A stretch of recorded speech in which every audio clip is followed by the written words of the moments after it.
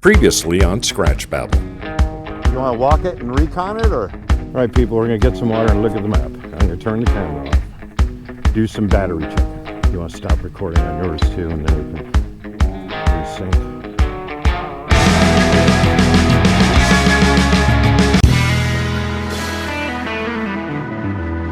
ScratchBabble. All right, so here's the question. We've got this water. We don't think it's really that deep, except for at the very beginning. There seems to be a pretty good mud hole. A drop off. A drop off. But somebody brought these, what do you call them? Iron rocks? Yeah. Big rocks of iron in, probably to stop with the erosion of this road. And there's been a lot of rain up here, and you see the stream down there going across. So the question isn't so much, is it too deep? We don't think it's too deep, although it gets really deep right there. Really deep is relative. But then it gets shallow up again. The question is, how many of these damn things are sticking up in the way? Zach walked through it doing some checking, and they're slippery. You know, I don't know if you can see it, but maybe. There's that green algae all on these rocks, so we can. It's more slippery underwater than these that we're looking at. Right, and the ones underwater are way more slippery. So we're trying to decide, we want to say screw it and go for it, or do we want to save screw it and go for it for another day and just backtrack a little bit and then swing around and get on the trail another place? So when we crank up the helmet cams, you'll know. Stand by. All right, so we decided we're going to turn around, and we decided that because this is an incredible trail that we want to see the end of, and don't really want to spend a couple hours on bike recovery should something go wrong. Some people might say we're a chicken. Some people might be right. Or some people might say, good call, because you really don't know what could happen. And I'm trying to look for more justification to throw out there. I was listening to a Adventure Rider radio podcast when I was walking the other night. I can't remember her name, but she's 5'1" and is a GS ambassador.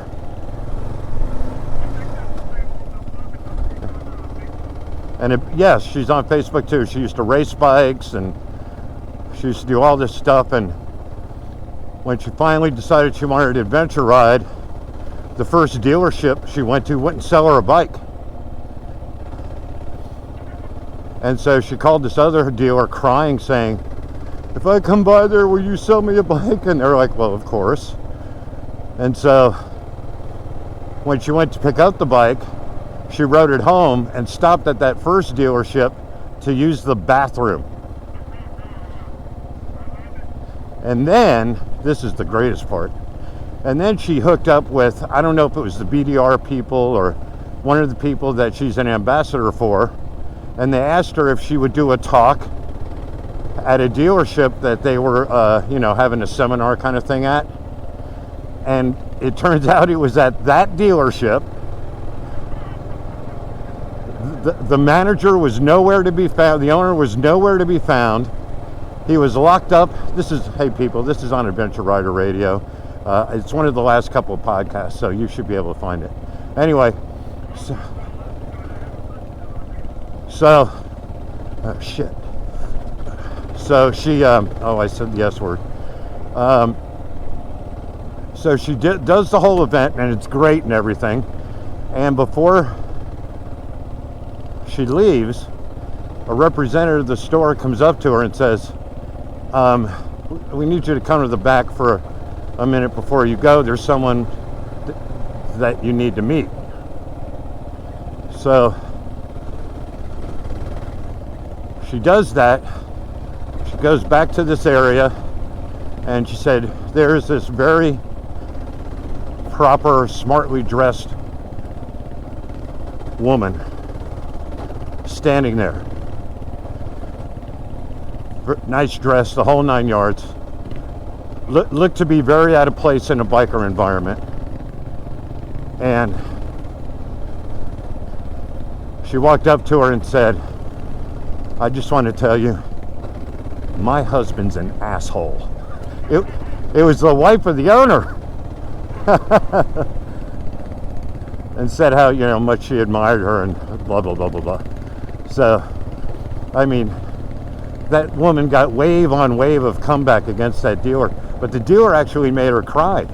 And she said it's what she wants, that's the bike she wants. And he couldn't talk her out of it. And she said, I don't care, I want you to work up a price on it. He mumbled something and walked away and never came back. He just was flat not selling her a bike because he wanted to be right. And the way she uses the bike, remember the video on Facebook about that little guy on the sport bike that would hop off at the red lights and hop back on when he'd start? Do you remember that video? That's how she does it on her GS.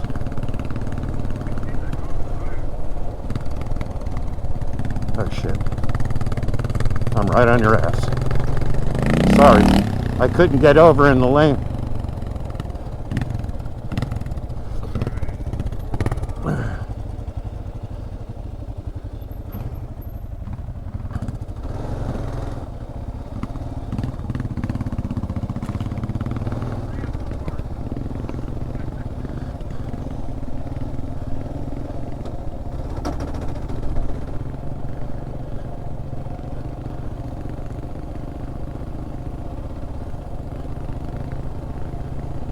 Well, if nothing else, we're getting sand practice.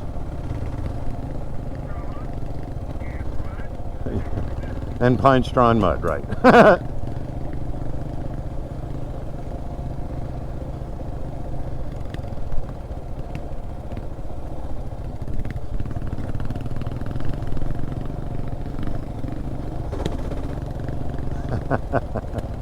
Right now I'm using the use the whole trail method of riding. I'm all over the place.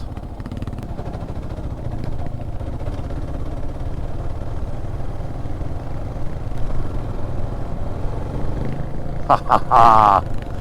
I was on that right track, which was the wrong track. Yeah, I just came through the same way you did.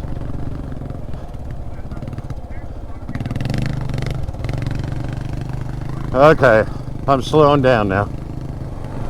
I was going too slow to figure that out, and I was clutching all over the place. Yeah, there's pretty much going to be water the whole way. Unless we go a lot farther out of the way. Okie doke. Yeah, it looks fine. Especially the track you just walked through on. All right, I'm going.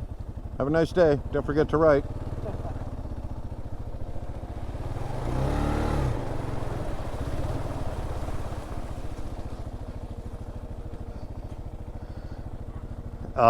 It didn't even, I guess it slipped a little, but it's tight gravel, so it catches you right away. Coming through. Can you guys see him back there? Yep, here he comes.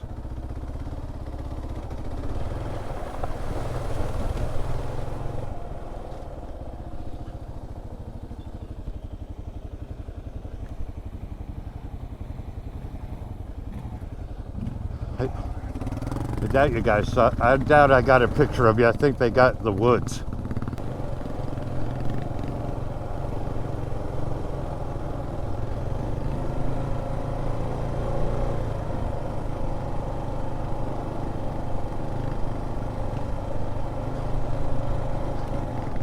In case you guys are wondering, yeah, that's all sand.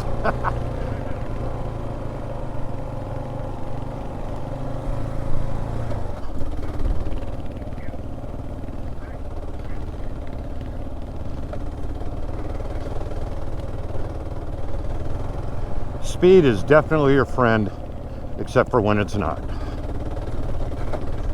Whoa, I'm off into the woods.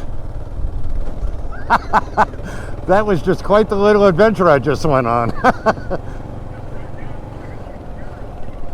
I was up in the woods, and there was no clean path back in, so I just had to give it throttle and trust it.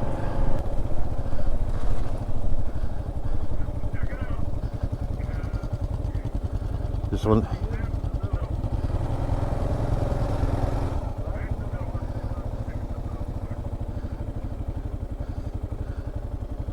You got grass in the middle.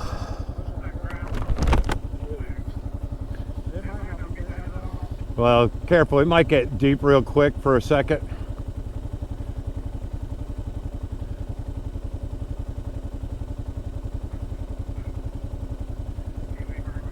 Yeah. Nah, nah, nah, nah, nah, nah, nah. Nah, nah, nah, nah, nah, nah. All right.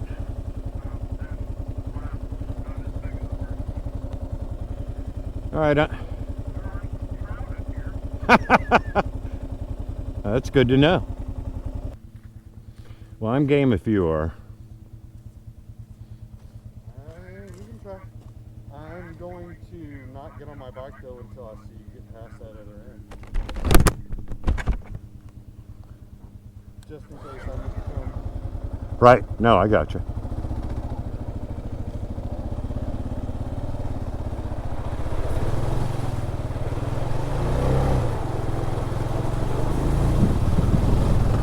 Ha ha! It was all good. There was nothing surprising. Put my kickstand down so I can get you coming across. Nothing surprising at all. A little kick off gravel on the way, but nothing surprising at all. And it really didn't get that much deeper than it is right before you get to that grass halfway through. Yeah.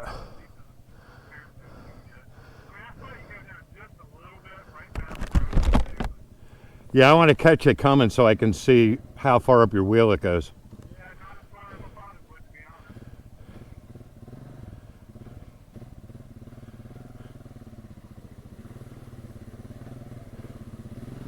Yeah, so you're not even at the axle. Now you're at the axle. Now you're over the axle. Yeah.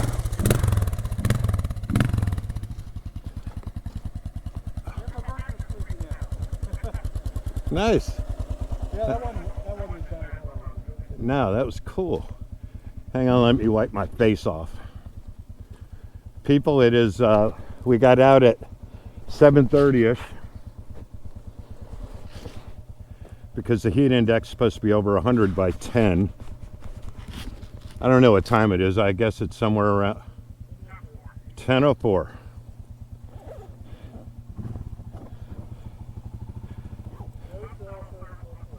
It is getting warm. Man, yeah, I'm not, I'd like to try to go a period of time without saying the word sand in a vlog.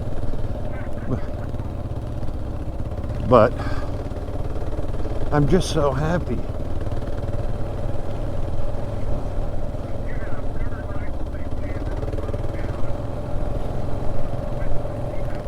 Everything we've gone through today,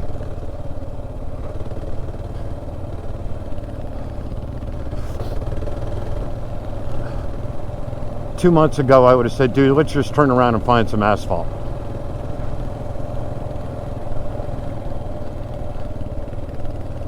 And yeah, it's bouncing around, sliding around. Some of this mud is not my favorite thing in the world, to be followed by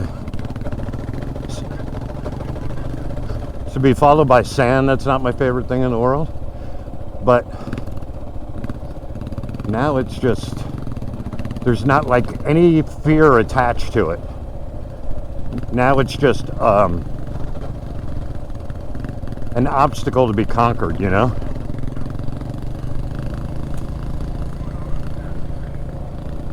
Fear will jack up your head so bad, man.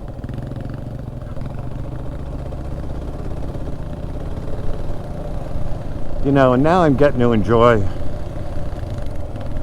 giving some throttle when I'm in the loose stuff and feel the back end skip out a little. I mean, it's not much, and it's nothing compared to what a lot of other people can do 1,000 times better than me, but it's the beginning of the playing.